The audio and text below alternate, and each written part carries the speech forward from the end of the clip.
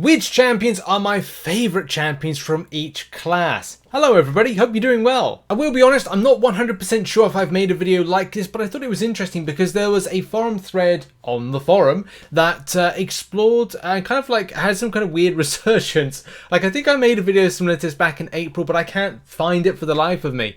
But in any case, it started something of a little trend, and it was great to see this thread come alive. It also gets great perspective for community members to go, okay, well, what's popular amongst the community and interesting. So yeah, go and check out this in the link in the description. And I'm going to go over my personal six favorite champions, sorry, one from each of classes. Each of classes, my God, I tell you what, I'm from Great Britain. I speak English poorly, very poorly, or I don't bring words together to form sentences adequately.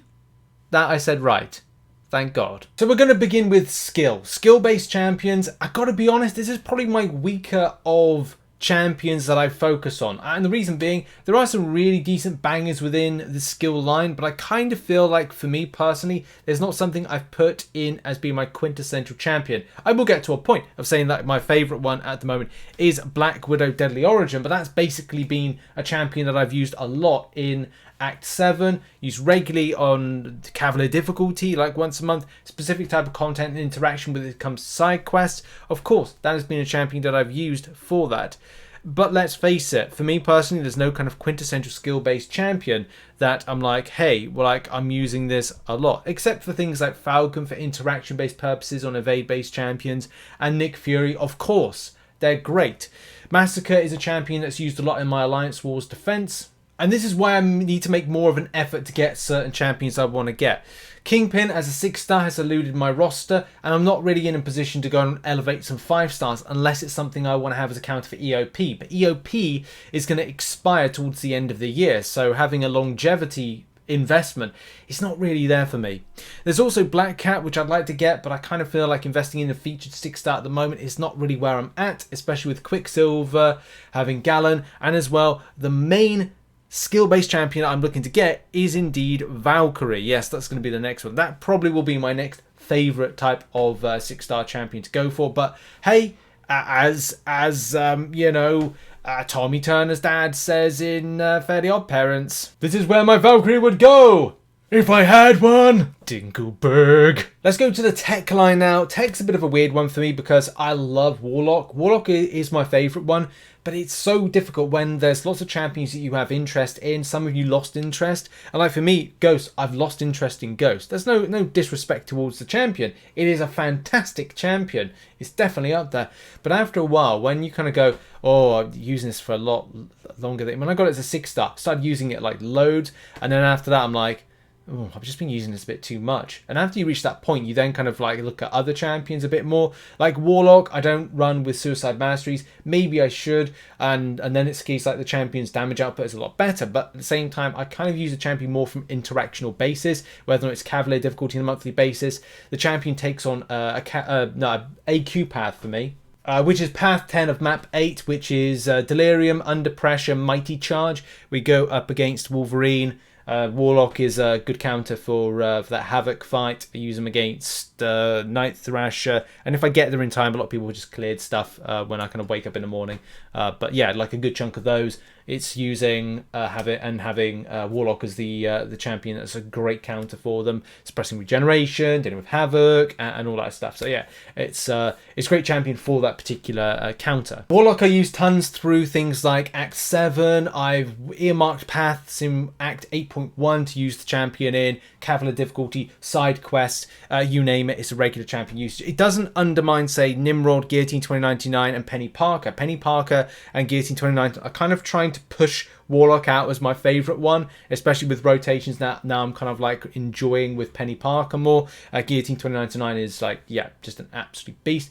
Does a lot of what Warlock does, but then there may be some stuff I'm like, right, well, maybe I want to use the damage output side of things with Guillotine 2099 versus Warlock. It, as I said, is very difficult, but I would say because of the AQ usage, potentially AW usage, and as well Cav Difficulty usage, it kind of squeezes out Guillotine 2099 and Peni Parker. But as I said, by the time I do like a follow-up to this video, maybe by the end of the year, that may have changed. For Cosmic is King Groot. Now, I'm sure people will go like, well, shouldn't your favourite be like the top champion within the game? And again, it's down to like what is a personal favourite. King Groot for me is a bit of an odd one to kind of like explain to people why he's so good, but I think it just boils down to survivability. In Marvel Contest of Champions, with input systems being as they are, with fights being a lot longer, especially with the likes of Superior Kang you go up against, being longer in a fight means that the potency of the champion's damage based on the Fury buff with Unyielding Might and as well the regeneration means that he is a good champion for stuff. He's got debuffs, he's got buffs, he's got shrug off ability, he's got immunities. He's got some really decent stuff about the champion that can keep in a fight for a long time doing lots of damage. And that's really the best way I can describe him in a nutshell. As well as great poison damage off that SP2 and so many more things. But survivability is probably one of the main things. This is why I've taken him to some very kind of like odd and unusual situations. With a lot of the Alliance Wars, since being back in Alliance Wars and doing stuff in these particular situations, there might be stuff like, I don't know, hazard shift. And you might need to have a champion that's able to be immune to two really ridiculous things, like a champion that's poison and shock immune, and there's very small amounts of champions to do that, so you may look to shrug off champions. So there are situations where I've used my kind of King Groot against these particular situations as a shrug off based champion with the Fury buffs, and that has been one of the main things I've used the champion on rotation for. I'm also using the champion a lot more in Cav Difficulty, maybe not this month, but there are most months that he is used for me. Whereas it's like Act 7, I used him a lot in. I'm sure I'm going to use him a lot in Act 8.1. Yeah, AQ, I use him a lot in AQ as well. And it's just a champion that is fundamentally an important part of my identity of like what I do content wise, but also from, you know, just kind of like using from an enjoyment. I do enjoy the champion. I understand the rotations. He's an incredibly simple champion to use. You don't need to kind of like hassle yourself with it. And yeah, that's pretty much it. But look, you know, it doesn't mean to say that like there aren't some other ones that I find favorites, like Medusa. That's another favorite one. But as I said, we'll say one champion here. But there are tons. I use Venom Pool in Eternity of Pain, Venom against spider-based champions, Angela for auto block interaction and you know, buffs to debuffs and shrugging and dealing with situations. Hercules, of course, what a god. Cosmic Ghost Rider. I use a load. Like, I use a lot more Cosmics nowadays than I would do any other class.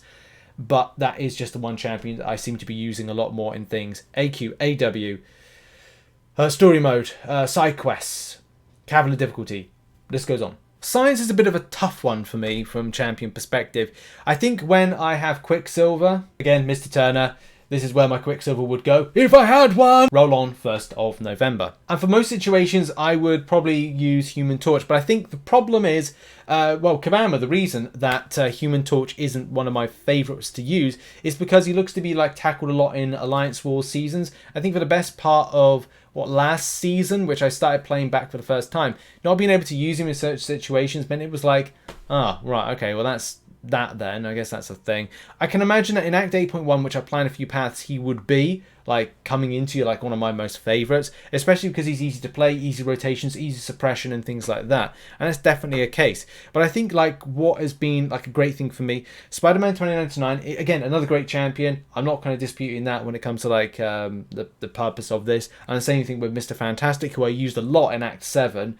It's just not something that I regularly use, but I find myself on a regular basis, on a monthly basis, using one particular science champion to take on certain bits of content, and also a champion that I've used in lots of different situations, and that's Immortal Abomination. I like Immortal Abomination because it's like it's easy to get to like those poisons the same way Human Torch is able to get easy to things like to Incinerates. But as I said, like I just use the 5-star version a lot more. Recently picked up a 6-star version, which I need to kind of like work on a bit more, and also make the decisions of Awakening.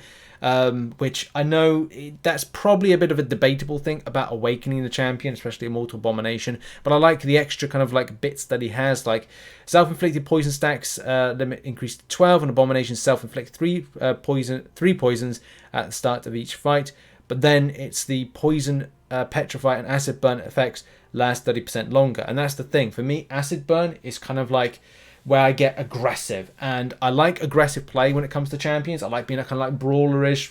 Okay, as soon as I apply it, I'm like SP2, then I'm like throwing my SP1, and I'm being really aggressive because whilst you're in Acid Burn, you're unblockable, and I like that kind of like, that's my favorite type of play. It's like aggressive, it's scrappy, it's brawlery, and we're kind of taking a fight to the enemy and being aggressive as possible. If you can get a shallow intercept, you can really keep up the kind of like 5-hit combo going into another 5-hit combo, depending if you get smashed by a special attack, which sometimes happens. There's loads of other science champions I'd like to get, like Anti-Venom, Overseer. I want an Overseer so badly, but you gotta be real. It ain't happening anytime soon. Maybe there'll be a selected crystal at Cyber Weekend, but I think that wouldn't affect that one. I'm not 100% sure on that one. I can't remember if it's 2021 or 2022.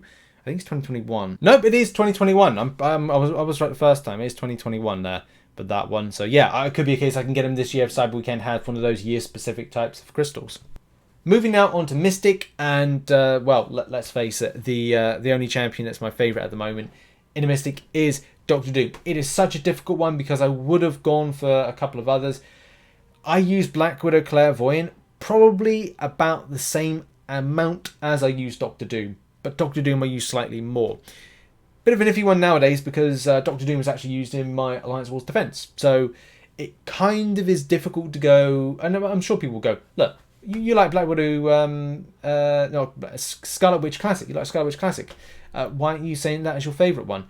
But the problem with that is it's very specific. I also don't have Quicksilver, so I don't really rotate that champion a lot in my roster. But I do when it comes to Cav Difficulty. Scarlet Witch is used in kind of like content, in things like Cav Difficulty. But apart from that, not many other places. Maybe I'll use her a couple of paths in Act 8.1, but its main focus on Doctor Doom. Secondary would be Black Widow Clairvoyant. Otherwise, Black Widow Clairvoyant would be the number one favourite champion for me in what I use. Especially with other champions that I've got. Like I've got Juggernaut and I've got Symbiote Supreme, but I would probably use Juggernaut a bit more because I enjoy the champion. I like the rotation. I like what he can do. I probably will consider the champion to be used in stuff with Act 8.1 since the buff, but I did my guide a lot longer ago. Oh god, that's bloody English with me is terrible. But yeah, like I used him a lot long ago. I still can't get that right with the English. Yes, that's basically that. Let's move on to Mutant. Mutant's a bit of an iffy one as well. Difficult with saying like favourite champions, because then favourite champions for me could be Archangel, Magneto. That's good. I recently ranked up Sunspot, and that's really to take on. I think it took on an EOP. The only other one is that I will use Sunspot as well, not just for EOP when it comes to the Gauntlet, which is or isn't out. It probably isn't out by now. But then I will be using the champion for a path in Act 8.1. So you're probably going to see that in some sort of content coming up. There's also a few other ones I really like White Magneto, Wolverine Weapon X. Bishop I really enjoy as well, but again, specific type interactions could be him being incredibly more benefit. But look, it's got to be Apocalypse. It was difficult because I was like Professor X, but I don't use Professor X quite as much as, like for me, Professor X is all about facilitating an issue. An issue for me is inverted controls, reverse controls for Juggernaut and a few other things like that. But look, when it comes to Apocalypse, I'm sure that people would question about the 100 signature level. As I've said in content, I believe in the regeneration a bit. And again, people may say, well, regeneration. But look, if you are playing the champion for the long game, like say you start off and you gain yourself, like I use the champion, rather than kind of syncing him as being the horseman, the cable buffer, and stuff like that. For me, this is a quintessential kind of like solo use champion. So what a lot of time will be like, okay, going from fight to fight, if I lose a bit of health points, things happen, then I can utilize him a bit further on with a little bit of a health regeneration, and that can be helpful. Yeah, okay, people will probably say, well, 3,230 health, Rich, at that point, is that really helpful? Well, it is and it isn't. It'd be good to say if you're about 1% health to then have, I don't know, that being topped up a little bit more, and say that being, say, was it 3,200? So it would be like it would be a fraction, but at the same time, it's like, well, it's something. It also means that you might save yourself on health potions and a revive if you lose a champion and you have to kind of like intercept as opposed to like, you know, well-timed blocks and parries in order to kind of go, okay, well, this is good, but damage through the block could be bad.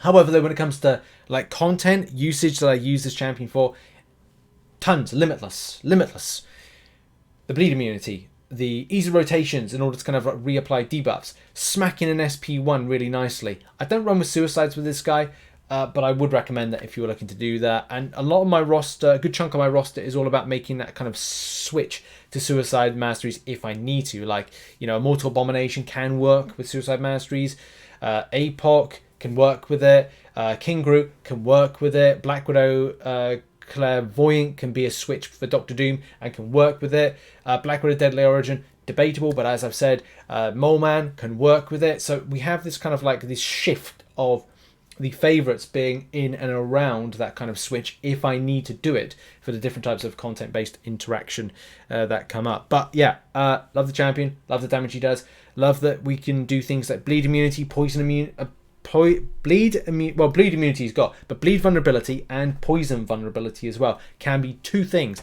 that this champion can benefit from. There's tons to mention about this champion that I don't want to make this video extensively long and reach a point there. I enjoy the champion a lot. The Horseman synergies and Horseman ability, the pre-fight ability, is making other champions' mutant line really stonkingly good, which I enjoy. And yeah, he's a quintessential part of my roster. Love the debuffs, love the immunities, love the elevation, and dealing with evade-based champions as well. Great for Grandmaster Gauntlet and all the content that comes with it. So yeah, that's been it. And as I said, this will probably be different when it comes to by the end of the year when I've hopefully, fingers crossed, got Gallon, Quicksilver and Valkyrie, 3 champions I am desperately hunting. Prestige bumping, but also good roster improvement champions to bring to rank 3, possibly rank 4. What are your favourites? Check out in the link in the description if you want to have your say in the forums, and also put in the comment section, what are your favourite champions and why? Thank you and see you later on. Bye bye for now.